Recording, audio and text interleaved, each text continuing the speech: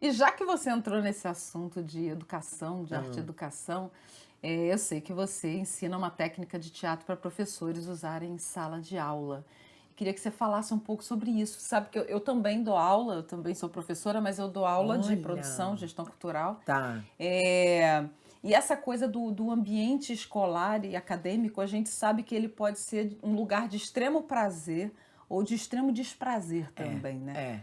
é. Então, eu queria muito te ouvir sobre isso. Eu achei super interessante esse trabalho. Olha, Leila, você sabe que isso pra mim é assim, a gente é privilegiado no sentido de fazer o que ama, né, Sim. e ter a coragem de bancar isso na vida, né, e as últimas consequências.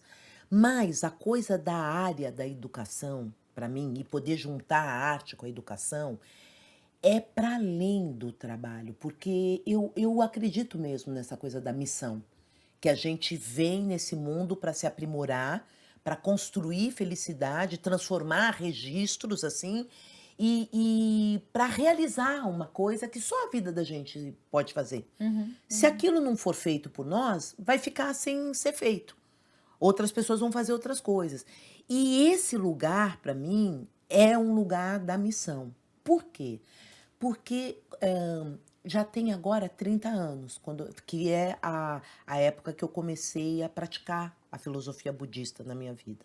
E eu entendi que é uma religião, mas é uma filosofia, e que traz a possibilidade de você reeducar o seu comportamento em 3 níveis, assim: o comportamento mental, como você enxerga as coisas da vida, porque o jeito que você enxerga é o jeito que você pensa sobre elas. E é o jeito que você, o seu discurso, né, a sua tese de vida e como você se comporta, né? A coisa oral mesmo, como Uhum. você fala das coisas e as suas atitudes, né? Dentro disso daí, poder juntar o fazer artístico, que é a capacidade de expressão, para mim, máxima, assim, de criatividade, e a criatividade não é da arte, a criatividade é do humano. Qualquer ser humano tem esse potencial de criatividade, Isso é né? maravilhoso. Isso é maravilhoso, porque você tem saídas para sua vida, né?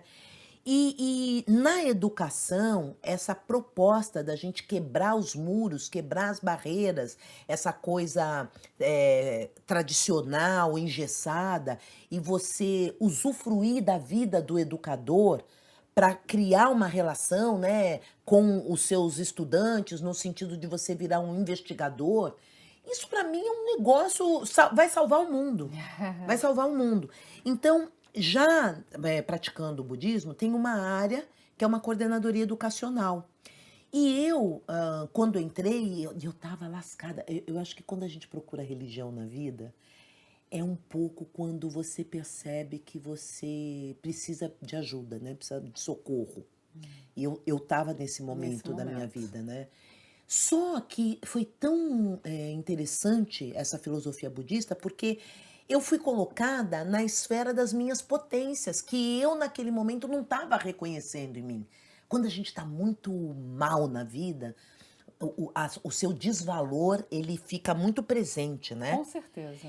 E essas pessoas me chamaram e elas me entregaram uma coisa assim: "Ó, você tem esses livros aqui, a gente quer que você monte oficinas de arte e educação com várias linguagens, e a gente faz um processo de capacitação de professores da rede pública de ensino no Brasil todo".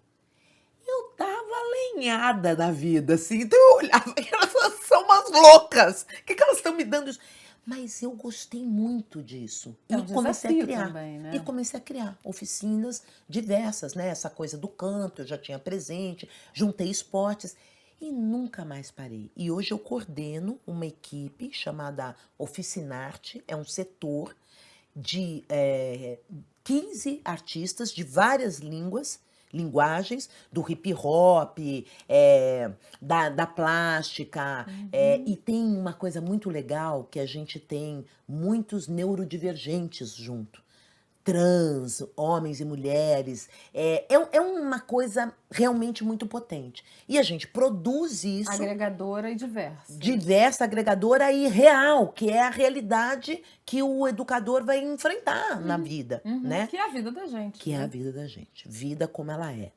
e a gente vai para as escolas da rede pública, fazer imersões e usa as oficinas como meio para que o educador crie essas relações com os seus alunos, porque você sabe que a gente vem aí num desgoverno e que fortaleceu o pior de nós, né? O pior de cada um de nós. E a área da educação, assim como a arte e tal, foi um negócio assim ladeira abaixo, né? Os professores, eles têm o desvalor muito Uhum, presente. uhum. E é interessante porque é uma área profissional da vida humana que a pessoa escolhe pelo dom mesmo, né? É. E eles estão muito desacreditados. Então, quando você leva isso e ele começa a sentir na vida dele, porque a gente faz com eles, e é importante que eles sintam como é aquele material na vida deles. E assim que eles sentem isso, eles começam a compreender muitos aspectos da vida dos estudantes, né? Tem um pouco da educação construtivista? Claro que tem, mas é para além, porque independente da pedagogia, do método da escola, é uma coisa onde o professor usa a vida dele. Uhum, uhum. E ele, para usar a vida dele, ele precisa descobrir os valores que ele tem, que esse processo do ensino tira dele, né? Porque Uhum. fica uma coisa assim, você tem esse currículo para cumprir, você tem um plano pedagógico que é criado por alguém que, em geral, não está no chão de fábrica da escola, então ele está longe dessa realidade, né, da relação do professor com o aluno, e você fica tentando chegar num lugar que você não vai chegar. Isso é incrível. Você tinha quantos anos, Ju, quando você construiu? 28, 28. 28. Olha aí, sempre foi maravilhosa, desde jovem. Não, eu fui esforçada, Esforçada, sempre maravilhosa. foi maravilhosa. Você acha que é um projeto que tem que se liga de alguma maneira com o trabalho do Augusto Boal, com Total, o Teatro total. A gente Fórum? visita muito o Teatro Fórum, a Ah, gente visita muito o Roberto Freire, né? Esse educador da Isako Ikeda, que é o cara que saiu do Japão e trouxe o budismo para vários países do mundo. Hoje tem 192 países e territórios do mundo essa prática. E o educador que montou essa filosofia, o lugar onde você pratica, era um professor, o Tsunosaburo Makiguchi, de um Japão pós-guerra, e ele ó. cozinhava para as crianças na sala de aula, sabe? As crianças vinham dizimadas, né? As Uhum, famílias uhum. machucadas e tal. E ele cozinhava, fazia sopa para as crianças na sala de aula, colocava jornal no sapato, sabe? E ele acreditava que esse processo estabelecia uma relação honesta, íntegra, e a partir daí você construía saberes num processo investigativo. Não tenho dúvida, porque é um processo pedagógico. É um processo, é uma didática, É, né? É uma exatamente. didática. E foi interessante porque, assim, eu estava com os meus dois filhos. O Gabriel tinha 6 anos e o Alexandre tinha 2. Tinha acabado de separar, um casamento, assim, extremamente tóxico no final. E eu me via ali mãe, uma coisa que eu queria muito ser e muito perdida, eu estava muito perdida na vida. E esse processo foi um processo que resgatou em mim uma qualidade de relação com os meus filhos, Uhum, sabe? uhum. Então hoje eu ter uma empresa com meus filhos, trabalhar com eles, viajar, produzir, ser premiado, sabe? Eles morarem fora e voltaram, é absolutamente relacionado com essa trajetória, entendeu? Então é uma coisa tão rica, né? É um saber que você construiu também, né? É.